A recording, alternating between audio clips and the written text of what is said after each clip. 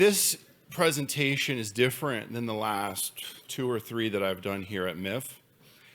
In January, I talked a lot about copper and gold macro, and I decided that in this presentation, it would be impossible for me to top that one talking about the same topic.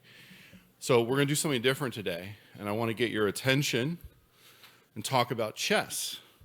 What does chess have to do with junior mining, and why the hell would I call my presentation, you know, this ain't checkers, it's chess? Forward-looking statements, as always. Who in here plays chess or knows how to play chess, has played a chess game in the last year? Raise your hand. Can you raise a little higher? Okay. All right, so I've got a pretty good audience. Okay, I'm going to test you guys in a second. What does chess have to do with being a junior mining investor? Well, for me, it has a lot to do with being a junior mining investor. When I was younger, like 15, 16, 17 years old, I was addicted to chess. I was obsessed with chess. I wanted to be the best chess player in the world. In 1996, at the age of 17, I won a national championship title. And I didn't get much better after that. I kind of hit my peak around 17 or 18 years old. As a master, so still a pretty high level. Today, I wouldn't even call myself a master, investor in junior mining, and I've been doing this for 21 years, right? So I became a chess master, studying and practicing, obsessively for about 6 years, 21 years, and I'm not even a master at this game, right? So being a good mining investor is harder than being a chess master. And a lot of people think like, chess master, well, you have to be really smart, it's really hard, it's so complicated. I'd say that the stock market is much more complicated than chess. Sir Isaac Newton, I can calculate the motions of the planets, but I cannot calculate the madness of men. Brilliant man, no doubt, right?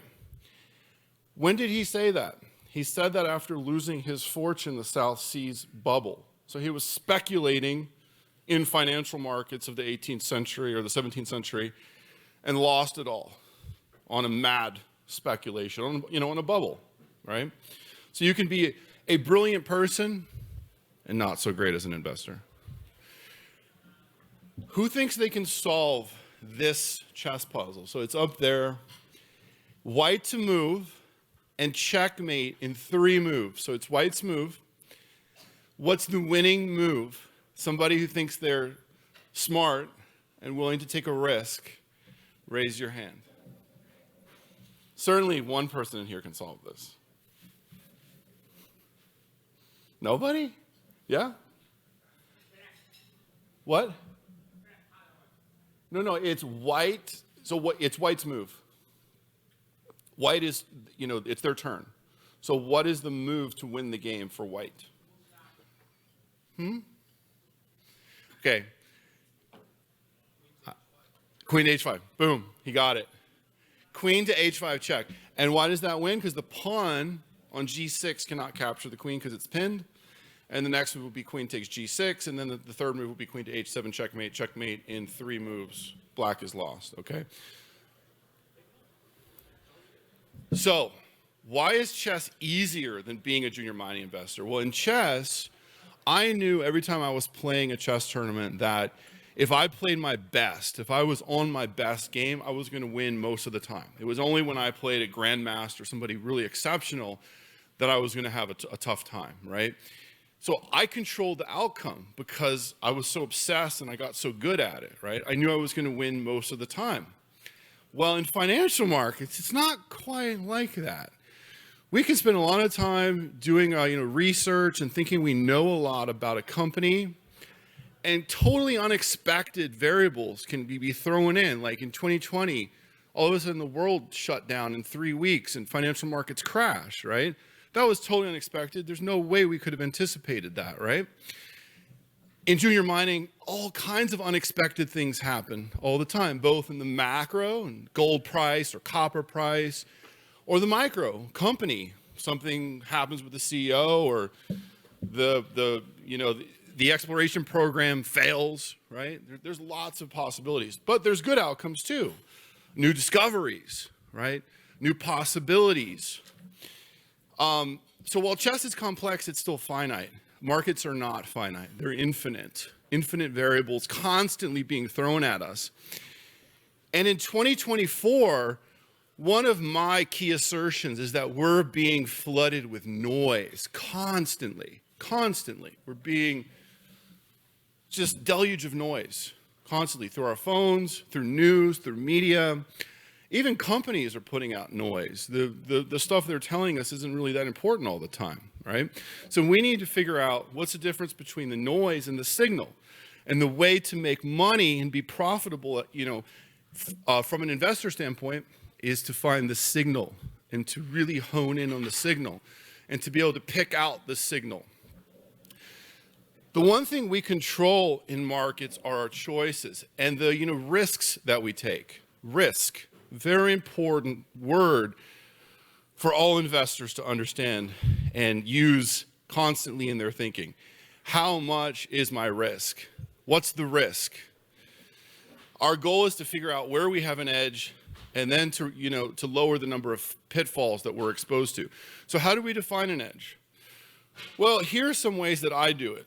Find smart, knowledgeable people, get ideas from them, talk to them, bounce ideas, off each other, figure out the, difference between noise and signal. Risk management, absolutely paramount.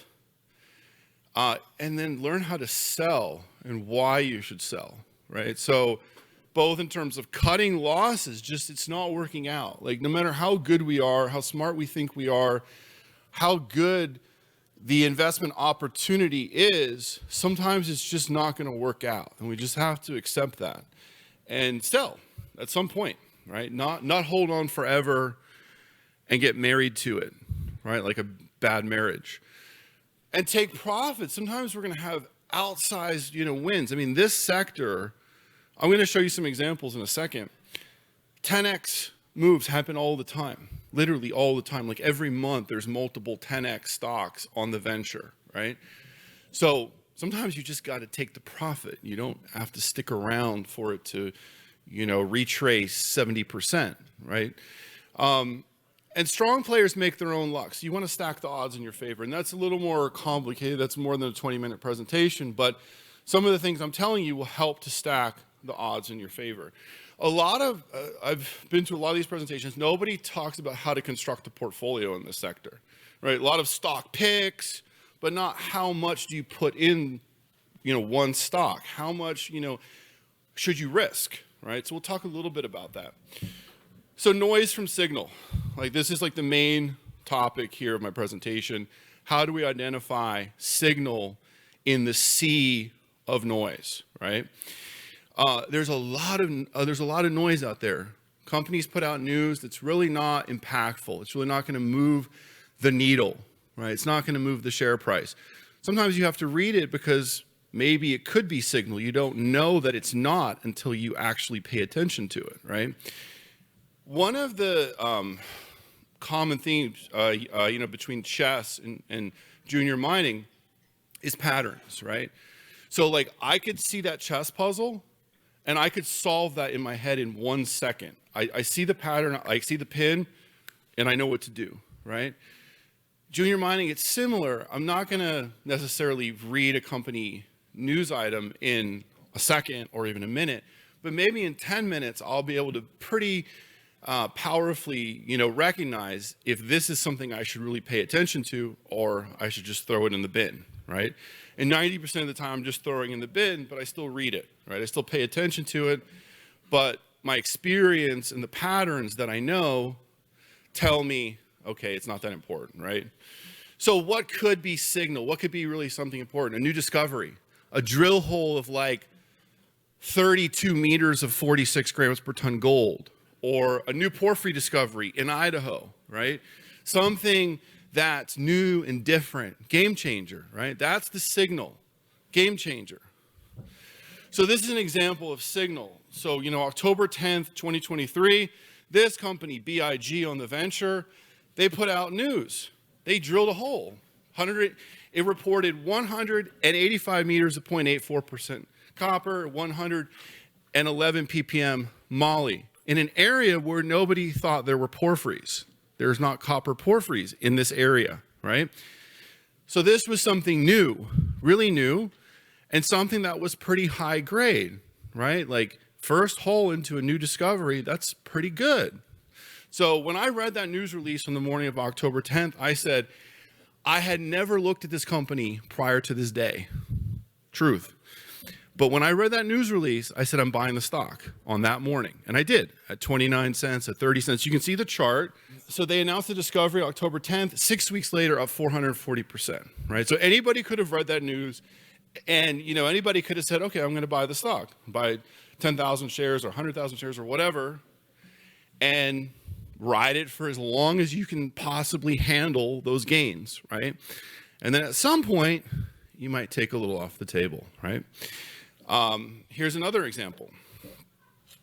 ARIC on the venture put out news release that they completed a drill program February 29th, 2024. Not every company does this. A lot of companies will, they'll finish a program, but they won't really announce it to the market. They won't make such a big deal about it. Usually that's not a fantastic sign, but sometimes they just don't do that because that's the way they do things, right? But this news release was really exclamatory. It was like they were really happy. They didn't tell us what the assays were going to be, but if you read the words there, they're pretty excited, right? So I paid attention to that, and some other investors did, but not a lot of investors did. In fact, you'll see in a second, I'll just show you the chart. It kind of sat around 13, 15 cents for about a week following that news. But a month later, March 25th, they announced this, 32 meters of 45.7 grams per ton gold in a new discovery, right? So this was something that, drill hole like maybe I've seen a handful of times in my life in 21 years, at this game. Pretty exceptional result, right?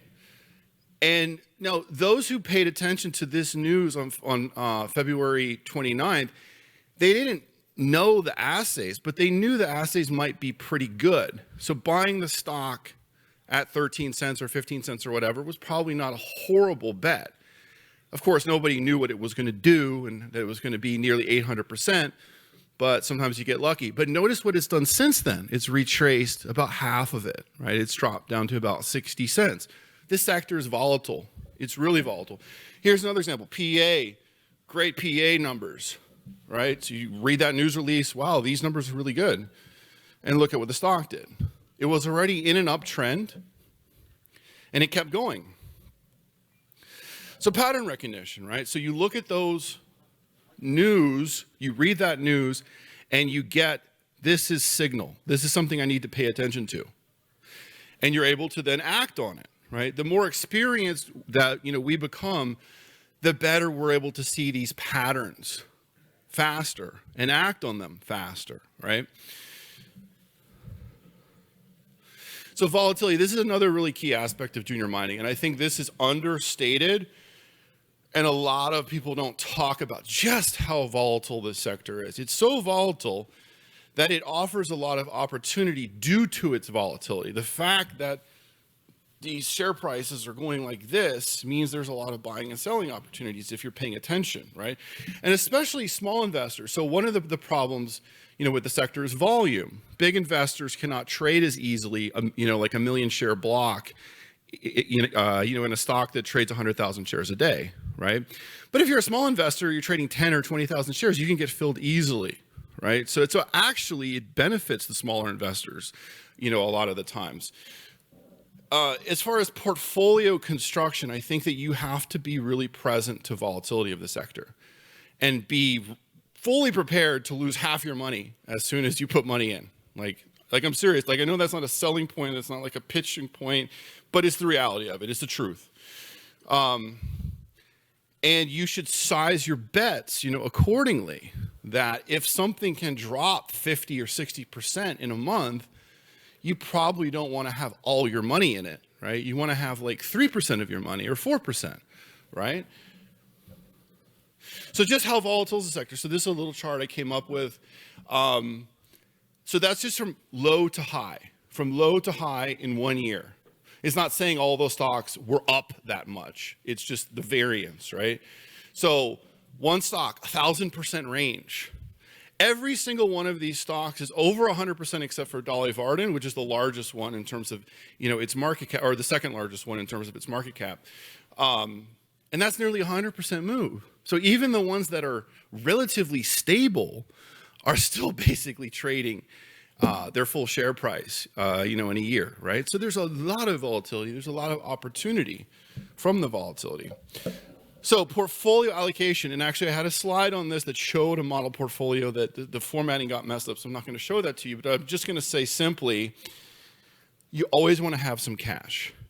Never go all in. And think of your junior mining portfolio as risk capital, right? So this is not your long-term, retirement portfolio. This is risk capital, and you should treat it as such. But even in that, don't go all in. Keep some cash. So for me, I won't go below 10%, but sometimes I'll have 30% cash because it gives me flexibility, it gives me optionality, it gives me the ability to take advantage of new opportunities when they arise, okay? And I never put more than 10% of my portfolio in a single stock, and usually it's between 3 and 5%. For starter, I might do 1 to 2% allocation, move it up to 3 or 5%. The more confident I become, the more I like it. And if it's really high conviction, I'll go up to 10%. Never go all in, and never use margin. I've heard of people, and sometimes I've done it actually in the past. Didn't work out. So just a little bit more on that. Sometimes you might have a big winner where you might have like 5% in something that does like a 4X if you're really lucky. Then it's 20% of your portfolio, which is fantastic, but then you're really overweighted to that one stock that's had a really big move. And so it's usually prudent to take some off the table, maybe even sell half, so it's back down to 10% of your portfolio. And I never just buy a tiny bit because it just doesn't even matter then at that point. It's got to be 1% of my portfolio to get my attention and make me want to care about it. Selling discipline. So never fall in love with a stock. There's a price at which even the best stock is a sell because just the valuation is so high. It's not a buy and hold sector. It just really is. I know some of these CEOs don't want me to say that, but it's tough. It's just not, because sometimes they could be way overvalued, but also at the same time they could be way undervalued, and there could be a great opportunity, right? You don't have a profit until you take it, and when the reason to own a stock goes away, the stock must go away. So again, just not being involved with too many bad marriages, just cut it loose. So these are just some examples of stocks in my portfolio and how I trade around a core. So Dolly Varden, there was this exchange traded fund that was dumping in January. I bought it, bounced big, took half off the table, but I still keep a core. Intrepid participated in the financing in January. They closed the financing. And very often, once a company closes the financing, when they're about to drill, there will be a run up, ahead of that program. Maybe might happen here soon. And you can see that nice, move in Intrepid where it more than doubled during the drill program. This is Hercules Silver, big. So when in November at the peak, $1.62 was a $400 million market cap. No drilling for 6 months. Everybody was wildly bullish. It got overbought, and that was a selling opportunity. You got to take profits. VR Resources, tax loss selling, capitulation. We know about that. That's a great buying opportunity, often at the end of the year. Concluding remarks, manage risk above all else. Sleep better at night. You'll have plenty of losing trades as part of the game. Sell and move on to the next one when it's not working. Take profits on big winners, but try to hold on to a core position. You don't have to sell it all. Never stop learning, reading, and listening to smart people. Thank you very much.